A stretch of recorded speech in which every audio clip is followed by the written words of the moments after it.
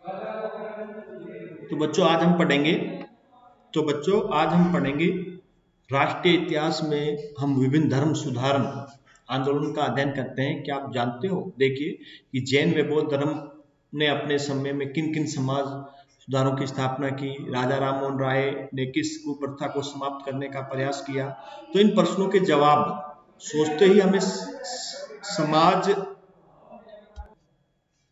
राजा राममोहन राय ने किस कुप्रथा को समाप्त करने का प्रयास किया।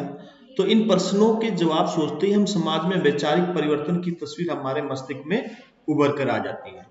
तो बच्चों देखिए कि हम जानते हैं कि समाज की कई ऐसी कुरीतियां पनपी जिन्हें दूर करने का प्रयास समाज सुधारकों द्वारा किया गया किया गया और इन सभी धर्मों, जातियों के विश्वासों व परंपराओं के लिए हमारे देश में आदर की भावना का विकास हुआ। तो बच्चों आगे देखिए, जैसे विभिन्न गतिविधियां, आर्य समाज की स्थापना किसने की? सत्यशोधक समाज ज्योतिबा फूले द्वारा स्थापित किया गया, रामकृष्ण मिशन दयानंद विवेकानंद के द्वारा। तो इस प्रकार के अनेक ऐसे कार्य किए थे। तो इस प्रकार ये बताया गया है कि रोमन पुस्तक पेरिप्लस ऑफ द एरिथिसियस सी में लिखा है कि रोम के बाजारों में हिंदुस्तान के सूती वस्त्रों की बहुत मांग थी। रोमन पुस्तक जो लिखी गई थी उस पुस्तक में यह बताया गया था। कौन सी पुस्तक थी? पेरिप्लस ऑफ द एरिथ्रियन सी, कि रोम के बाजारों में सूती वस्त्रों की बहुत बड़ी मांग थी। असम बंगाल में बनने वाला रेशमी कपड़े की बहुत मांग थी। हिंदुस्तान से वुर्तज नाम का एक स्टील भी रोम भेजा जाता था। तो यानी इनके आधार पर हम पढ़ सकते हैं, कक्षा सामाजिक 6 में बताया गया है। और उसके बाद कहा कि इंग्लैंडों के उद्योगीकरण क्रांति के बाद, इंग्लैंड में जब उद्योगीकरण की क्रांति हुई, उस क्रांति के बाद बंगाल के अनेक हस्तशिल्प खत्म हो गए, कारीगरों ने कारीगरी छोड़ दी। सामाजिक कक्षा, विज्ञान कक्षा 8 प्रश्न संख्या में भी ये देखा गया है सामाजिक की बुक में। ये दो तस्वीरें भारतीय व्यापार की हैं कि भारतीय व्यापार की प्राचीन काल में इतनी बड़ी मांग थी कि लोग बड़ी संख्या में लेते थे।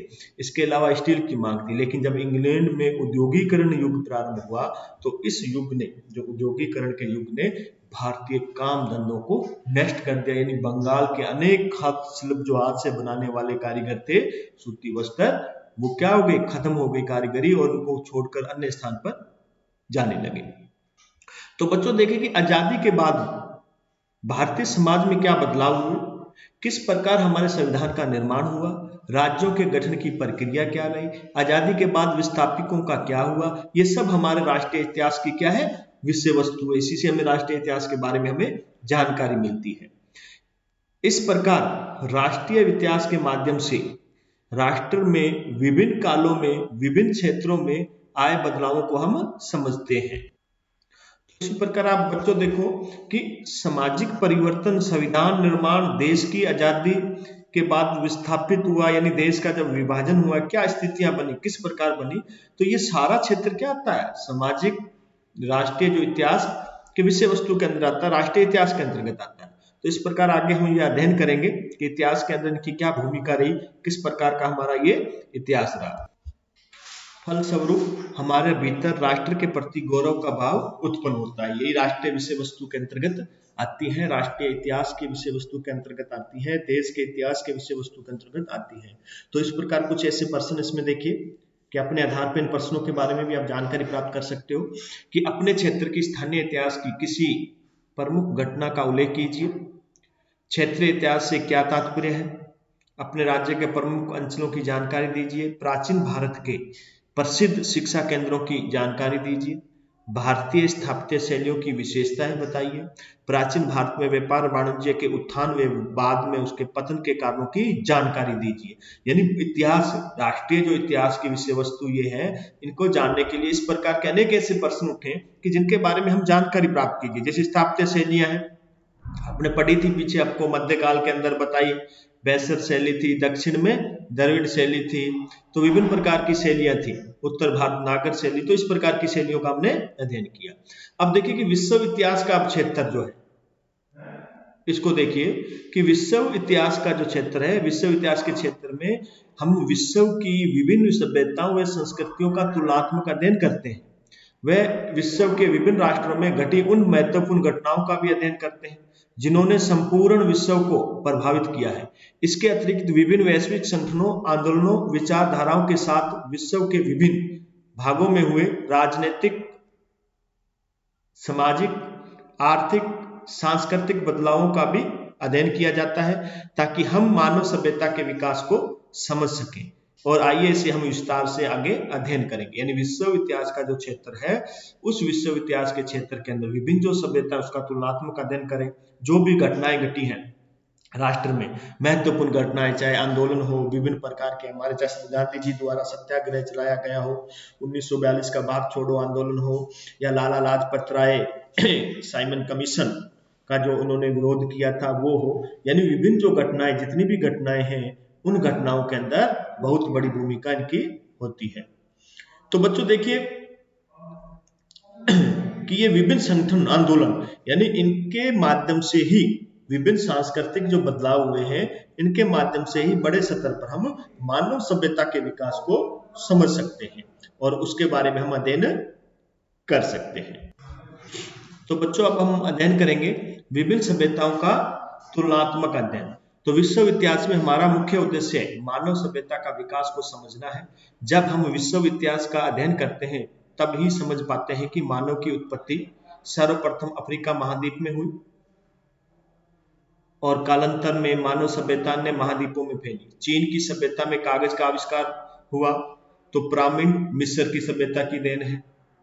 सिंधु घाटी सभ्यता नगरीय सभ्यता थी तथा बेबीलोनिया स्रोतों में सिंधु सभ्यता को मलुहा कहा जाता था। क्या ये सारी जानकारी बिना इतिहास के हम पढ़ सकते हैं बच्चों? नहीं पढ़ सकते। तो इसलिए इतिहास की जानकारी होने के बाद ही इसका अध्ययन किया गया है। और वास्तव में मिस्र, चीन, मेसोपोटामिया, सिंधु आदि सभ्यताओं का तुलनात्मक अध्ययन करके ही हम मानव जाति की प्रगति को समझ सकते हैं। यानी मानव जाति की प्रगति को समझने के लिए इनकी जानकारी होना जरूरी है। और आगे देखिए बच्चों, विश्व समुदाय को प्रभावित करने वाली महत्वपूर्ण घटनाएं। तो बच्चों देखिए कि 1776 से 1787 ईस्वी तक अमेरिका ने अपनी आजादी के लिए इंग्लैंड के विरुद्ध संघर्ष किया, यानी 1776 से 1787 तक। और 1789 में फ्रांस में और 1719 में रूस में क्रांतियां हुई। यानी विश्व समुदाय की कुछ घटनाएं हैं कि अमेरिका ने अपनी आजादी के लिए इंग्लैंड से संघर्ष किया, कहां? 1776 से 1787 तक। और फ्रांस ने 1779 में क्रांति के माध्यम से आजाद हुआ और रूस 1917 की क्रांति हुई। तो कहने का मतलब है कि ये तीन अलग अलग राष्ट्र की जो घटनाएं हैं, किंतु इन तीनों में क्या है? समानता है, क्योंकि तीनों का उद्देश्य क्या था? तीनों का उद्देश्य एक ही था, देश को आजाद कराना। चाहे अमेरिका के अंदर स्वतंत्रता आंदोलन हुआ, चाहे फ्रांस के अंदर हुआ 1789 की क्रांति, चाहे रूस में 1917 की क्रांति। तो तीनों के अलग अलग घटनाएं, राष्ट्र की जो घटनाएं होने के बाद ही उद्देश्य क्या था? इनका एक ही था। तो इन्होंने राष्ट्र की सीमाओं से परे जाकर संपूर्ण विश्व को क्या किया? प्रभावित किया। अमेरिका की क्रांति से प्रेरणा पाकर फ्रांस में क्या हुई? क्रांति हुई। तो फ्रांस की क्रांति के नारों में स्वतंत्रता, समानता और भ्रातृत्व ने संपूर्ण विश्व को प्रभावित किया। इसी का परिणाम इटली व जर्मनी के एकीकरण के रूप में निकला। रूस की क्रांति ने समाजवाद की स्थापना की व विश्व के कई देशों में इसकी अलग जगाई। क्या बिना इनका अध्ययन किए हम विश्व में आए बदलाव को समझ सकते हैं? इस प्रकार किसी एक क्षेत्र या देश में घटी घटनाएं संपूर्ण विश्व को प्रभावित करती हैं। तो ये बच्चों आप जानते हो कि किस प्रकार किसी भी क्षेत्र या देश में घटी घटनाएं संपूर्ण विश्व को क्या करती है? प्रभावित करती हैं। विश्व के विभिन्न भागों में हुए बदलाव व विकास विचार कीजिए। और भारत में प्राचीन काल में भारत क्या था? विश्व गुरु था और विश्व गुरु भारत में ही सुनने की खोज हुई थी। यानी विभिन्न ऐसी घटनाएं हैं जो भारत के इतिहास को बड़े अच्छे ढंग से स्पष्ट करती हैं। विभिन्न जो घटनाएं हुई कि विश्व में विभिन्न भागों में जो बदलाव और विकास हुआ, उसके अंदर हम देखते हैं कि भारत को प्राचीन काल में विश्व गुरु कहा जाता था, क्योंकि सुनने की खोज जो हुई थी वो भारत में। भारतीय गणितज्ञ ज्ञान अरबों के माध्यम से यूरोपियों तक पहुंचा। 8वीं सदी में आयुर्वेद श्रुतंत्र संहिता का अनुवाद, कौन सी सदी में? 8वीं सदी में आयुर्वेद की श्रुतंत्रता का अनुवाद अरबी में हुआ। क्या आप सोच सकते हैं कि अरबों व यूरोपियों ने इस ज्ञान से क्या लाभ प्राप्त किया? वहीं 10वीं सदी के इतिहासकार अल-बरूनी ने लिखा कि भारतीय हिंदू अपने धर्म व सभ्यता को श्रेष्ठ मानते हैं और वे भारत के ज्ञान को सीखने को तैयार नहीं है, जबकि इसके पूर्वज ऐसे नहीं थे। वे अधिक उदार व विचारवान थे। तो ये कथन लगभग 500 वर्ष के बाद खानवा के युद्ध जो 1527 में हुआ उसके बारे में भी बताया गया। तो इस प्रकार के ये विभिन्न प्रकार के जो बदलाव और विकास है वो भारतीय इतिहास को प्रदर्शित करते हैं, जिससे राष्ट्रीय इतिहास का निर्माण होता है। तो बच्चों देखिए इसमें कुछ मुख्यपूर्ण चीजें दी गई हैं और काम आने लायक है ये चीजें कि संयुक्त राष्ट्र संघ की एक कुछ प्रमुख विशिष्ट संस्था है। अंतर्राष्ट्रीय श्रम संगठन कहाँ है? जिनेवा के अंदर है, स्विट्जरलैंड देश है। अंतर्राष्ट्रीय वित्त निगम वाशिंगटन संयुक्त राज्य अमेरिका। अंतर्राष्ट्रीय मुद्रा कोष वाशिंगटन संयुक्त राज्य अमेरिका के अंदर है। अंतर्राष्ट्रीय परमाणु ऊर्जा अभिकरण वियना ऑस्ट्रेलिया में है। अंतर्राष्ट्रीय कृषि विकास कोष रोम जो इटली के अंदर है। अंतर्राष्ट्रीय दूरसंचार संघ ये स्विट्जरलैंड में जिनेवा के अंदर है। संयुक्त राष्ट्र शैक्षिक वैज्ञानिक एवं सांस्कृतिक संगठन यानी जिसको यूनेस्को वो कहाँ है? पेरिस के अंदर फ्रांस। संयुक्त राष्ट्र बाल कोष यूनिसेफ ये न्यूयॉर्क में है, संयुक्त राज्य अमेरिका में है। संयुक्त राष्ट्र पर्यावरण कार्यक्रम केन्या के अंदर है ये जी, नैरोबी के अंदर। संयुक्त राष्ट्र औद्योगिक विकास संगठन वियना के अंदर है ये, ऑस्ट्रिया। विश्व स्वास्थ्य संगठन जेनेवा के अंदर है जी, स्विट्जरलैंड। विश्व बैंक वाशिंगटन के अंदर है ये, संयुक्त राज्य अमेरिका। विश्व डाक संघ ये बर्न के अंदर है, स्विट्जरलैंड। विश्व खाद्य कार्यक्रम ये रोम के अंदर है, इसके प्रमुख संस्था जो है यानी इटली की राजधानी रोम। फिर है विश्व पर्यटन संगठन ये मैड्रिड यानी स्पेन के अंदर है। तो इस प्रकार ये इतने अंतर्राष्ट्रीय संगठन है। कितने हैं? 15 अंतर्राष्ट्रीय संगठन है जो यूएनओ यानी संयुक्त राष्ट्र की प्रमुख विशिष्ट संस्थाएं हैं।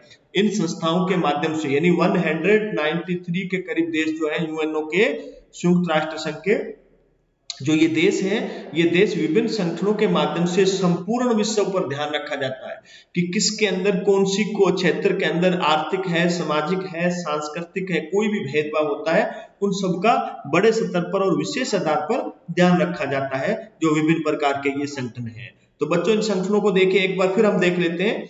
अंतर्राष्ट्रीय श्रम संगठन यानी मजदूर संघों के लिए देश के जो मजदूर हैं रोजगार उससे संबंधित के लिए बनाया गया, ये कहाँ है? स्विट्जरलैंड की राजधानी जिनेवा में। फिर अंतर्राष्ट्रीय वित्त निगम ये वाशिंगटन में। अंतर्राष्ट्रीय मुद्रा कोष ये वाशिंगटन में। अंतर्राष्ट्रीय परमाणु ऊर्जा अभिकरण वियना के अंदर है, ऑस्ट्रेलिया। फिर है अंतर्राष्ट्रीय कृषि विकास कोष, अंतर्राष्ट्रीय कृषि विकास कोष ये रोम में है। अंतर्राष्ट्रीय दूरसंचार संघ जिनेवा के अंदर है। फिर संयुक्त राष्ट्र शैक्षिक वैज्ञानिक एवं सांस्कृतिक संगठन यूनेस्को पेरिस के अंदर है। संयुक्त राष्ट्र बाल कोष यूनिसेफ न्यूयॉर्क के अंदर है जो संयुक्त राज्य अमेरिका में है। संयुक्त राष्ट्र पर्यावरण नैरोबी केन्या के अंदर है। संयुक्त राष्ट्र औद्योगिक विकास वियना के अंदर है। विश्व स्वास्थ्य संगठन जनेवा के। विश्व बैंक वाशिंगटन में है। विश्व डाक संघ बर्न स्विट्जरलैंड में है। विश्व खाद्य कार्यक्रम रोम इटली में। और विश्व पर्यटन संगठन ये कहाँ है? मैड्रिड स्पेन के अंदर है। तो ये प्रमुख संगठन है और ध्यान देने योग्य है और ये चीज एग्जाम में कई बार पूछी भी जाती है ये बच्चों। तो बच्चों इस प्रकार ये संगठन जो हमने पढ़ा। अब हम जो पहले पढ़ रहे थे विभिन्न प्रकार के ऐतिहासिक जो बदलाव थे, तो इन बदलावों में देखिए कि विभिन्न प्रकार के युद्ध हुए। तो इन इतिहासकारों ने किस राजा की किस प्रकार पराजय हुई, किन तोपों का प्रयोग किया, किस प्रकार किया, अगर ये अध्ययन ना करें तो हमें नहीं पता चलता। तो इसी प्रकार अनेक ने महाराणा सांगा की बहुत प्रशंसा की, लेकिन खानवा की हार में अल-बरूनी का जो कथन सिद्ध करता है कि आप उस विश्व से कटे रहने का परिणाम किसी क्षेत्र या समुदाय को भुगतना पड़ता है। तो इसी प्रकार ऐतिहासिक जानकारी का पूर्ण ज्ञान होना जरूरी है। उसके बाद बच्चों देखिए कि विभिन्न विचारधाराओं का जो अध्ययन किया, तो हम जानते हैं कि इंग्लैंड की औद्योगिक क्रांति हुई, जिसके परिणाम में क्या हुआ? पूंजीवाद, व्यक्तिवाद, समाजवाद आदि विचारधाराओं का विकास हुआ। यानी संपूर्ण दुनिया समाजवादी, पूंजीवादी आदि विचारधाराओं में बंट गई है। हम जानते हैं कि विभिन्न प्रकार की विचारधाराओं का जो विकास हुआ, हालांकि आज चीन में साम्यवादी व्यवस्था है तो अमेरिका तथा कई यूरोपीय राष्ट्र पूंजीवाद के समर्थक हैं। तो हम जानते हैं कि इनको समझने के लिए हमें क्या है, इन विचारधाराओं का अध्ययन जरूरी है। उत्पत्ति किस प्रकार, प्रसार किस प्रकार हुआ, इन उत्पत्ति के प्रसार के कारण क्या थे, इनको समझना जरूरी होगा। तो बच्चों आगे देखिए, आगे है वैश्विक संगठन में उनकी भूमिका। यानी हम जानते हैं कि विश्व युद्ध की समाप्ति के पश्चात विश्व में शांति हेतु 1920 में राष्ट्र संघ का गठन किया गया था, किंतु अमेरिका इसका सदस्य नहीं था। अन्य प्रमुख राष्ट्रों ने भी निष्कर्षता दिखाई, यानी कोई बड़े देश थे, फ्रांस था, इंग्लैंड था, कई अनेक बड़े देश थे, चीन, इन्होंने भी इतनी भूमिका नहीं दिखाई। तो इसका परिणाम यह हुआ कि जर्मनी के हिटलर व इटली के मुसोलिनी के विस्तारवादी नीति के कारण पूरा विश्व जो द्वितीय युद्ध के अंदर धकेल दिया गया। यानी 1939 से 1945 तक द्वितीय विश्व युद्ध आया और बड़े पैमाने पर जन धन की हानि हुई, यानी पूरे विश्व के अंदर तबाही हुई। और इस तबाही ने ये सोचने के लिए मजबूर कर दिया कि एक नया और इस प्रकार का एक संगठन होना जरूरी है जो संपूर्ण विश्व को एकता में बांध सके। तो राष्ट्र संघ की कमियों को दूर करते हुए संयुक्त राष्ट्र संघ का जो था उसकी स्थापना की गई। और हम जानते हैं कि विश्व शांति जो है उसका लिए महत्वपूर्ण काम जो किया वो यूएनओ ने किया और शांति विकास के लिए अपने क्षेत्र में मुख्य पूर्ण योगदान रहा। अब इसके अलावा अनेक ऐसे संगठन हुए जिससे विश्व राजनीति बहुत प्रभावित हुई। नाटो हो, सीटो हो, गुट निरपेक्ष आंदोलन हो, सार्क हो, ब्रिक्स हो, कैसे संगठन थे जो संपूर्ण विश्व को प्रभावित करते हैं। अतः इन सभी का अध्ययन करके हम वैश्विक परिप्रेक्ष्य को समझ सकते हैं। तो इस प्रकार विश्व इतिहास के क्षेत्र में इन सभी का अध्ययन किया जाता है, साथ ही साथ कला, साहित्य, सम्मान आदि में आए बदलाव का भी अध्ययन किया गया। तो इन सारे उदाहरणों पर विचार करें तो हम पाते हैं कि प्राचीन भारतीय कथन जो है वसुधैव कुटुंबकम की अवधारणा आज भी क्या है, प्रासंगिक है। यानी संपूर्ण परिवार, संपूर्ण विश्व एक परिवार बन चुका है, एक दूसरे पर प्रत्येक देश निर्भर है। हम देख रहे हैं कि आज अनेक राष्ट्रों की ऐसी महत्वपूर्ण घटना है जो पूरे विश्व को प्रभावित करती है। चाहे इराक के अंदर संघर्ष हुआ हो, बाजारों पर भी नजर उसका प्रभाव पड़ा, तो विश्व इतिहास के माध्यम से संपूर्ण विश्व को समझा जाता है। अंतरराष्ट्रीय इतिहास को जानने से हम वैश्विक घटनाएं, क्रम व नवीन विचारों की जानकारी होती है और विभिन्न सभ्यताओं के प्रति समझ बढ़ती है और इससे राष्ट्रीयता के स्थान में विश्व बंधुत्व की भावना मजबूत होती है।